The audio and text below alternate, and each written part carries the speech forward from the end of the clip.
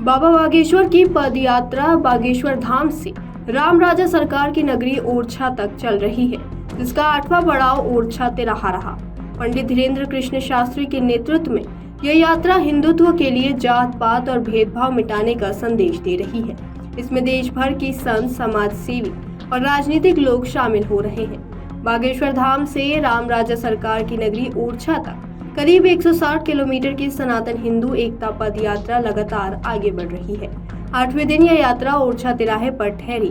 बागेश्वर धाम के पीठाधीश्वर पंडित धीरेन्द्र कृष्ण शास्त्री ने सभी पैदल चल रहे यात्रियों का उत्साह बढ़ाया। पद यात्रा में देश के जाने माने संतों के साथ साथ राजनीति से जुड़े लोग भी शामिल हो रहे हैं। जानकारी के मुताबिक गुरुवार को सनातन हिंदू एकता पद यात्रा रोज की तरह राष्ट्रगान और हनुमान चालीसा से शुरू हुई। निवाड़ी से यात्रा शुरू होकर शाम करीब 4 बजे बरू असागर पहुंची, जहां लोगों के साथ समरसता भोज था। सभी समाजों के साथ बैठकर महाराज श्री ने भोजन प्रसाद ग्रहण किया। सभी समाजों के साथ सौहार्दपूर्वक भोजन करने के बाद यात्रा विश्राम स्थल के लिए रवाना हुई।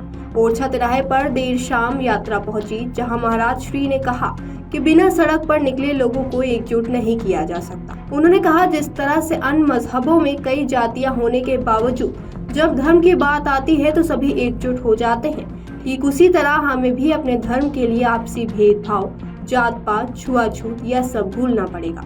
महाराज श्री लगातार लोगों से पूछते हैं कि क्या भारत को बांग्लादेश बनाने की तैयारी है या फिर यहाँ भी अल्पसंख्यक बनने वाली लाइन में खड़ा होना है।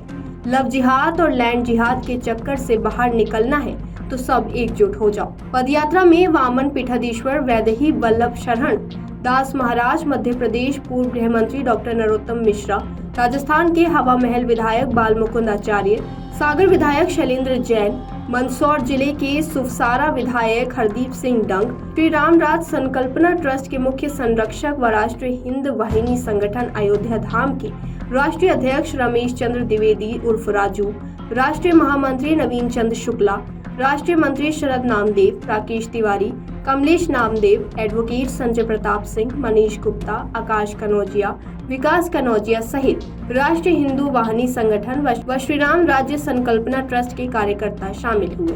श्री धाम वृंदावन से आए मकुल पीठाधीश्वर पूज्य राजेंद्र दास महाराज ने यात्रा में शामिल होते हुए कहा कि अनूठा कार्य प्रारंभ हुआ है। हर प्रदेश में इस तरह की यात्राएं निकालनी चाहिए ताकि हर प्रदेश का हिंदू संगठित हो। उन्होंने कहा, जिस दिन पुण्यश्वरी मैया जगत जननी गौ माता का कत्ल बंद हो जाएगा, उस दिन से इस देश की कीर्ति विश्व में फैल जाएगी।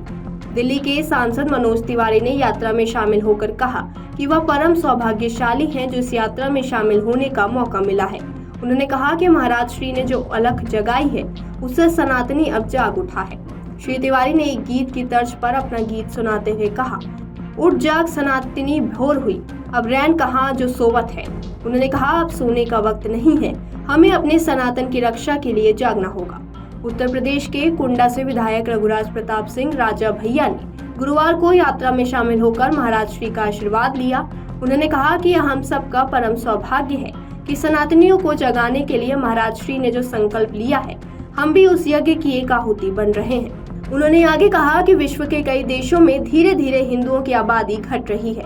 बांग्लादेश में जिस तरह से हिंदुओं के साथ अमानवीय कृत्य हो रहा है, उससे हम सभी को सबक लेना चाहिए। उन्होंने कहा, अगले वर्ष प्रयागराज में महाकुंभ है, लेकिन उसे महाकुंभ से पहले या सनातन महाकुंभ हो रहा है। सभी भेदभावों को मिटाकर एकजुट हो जाएं। उन्होंने कहा कि शस्त्र और शास्त्र दोनों की आवश्यकता है। प्रख्यात कथावाचक श्री धाम वृंदावन से यात्रा में पधारे कौशिक जी महाराज ने कहा कि सदियों तक इस पदयात्रा को लोग जीवंत रखेंगे। इस पदयात्रा को देखकर हिंदू कायर नहीं है और न ही डरपोक है, उसे उस शक्ति बताने की देर थी जो बागेश्वर महाराज ने बताई है। ये यात्रा देवालय और सेवालय की रक्षा के लिए है। ये यात्रा संस्कार और संस्कृति को बचाने के लिए है, इसीलिए सभी एकजुट रहे। छत्तीसगढ़ के उप मुख्यमंत्री विजय शर्मा निवाड़ी के आगे से यात्रा में शामिल हुए।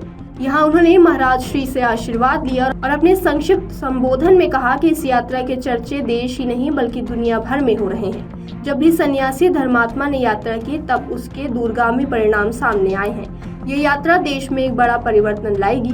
देश में सनातन की अलग जगाने के लिए जिस तरह से आदि गुरु शंकराचार्य ने यात्राएं की, स्वामी विवेकानंद ने की, उसी तरह पूज्य महाराज श्री जी कर रहे हैं। हम सबका नैतिक दायित्व है कि हम उनकी इस यात्रा से जुड़े।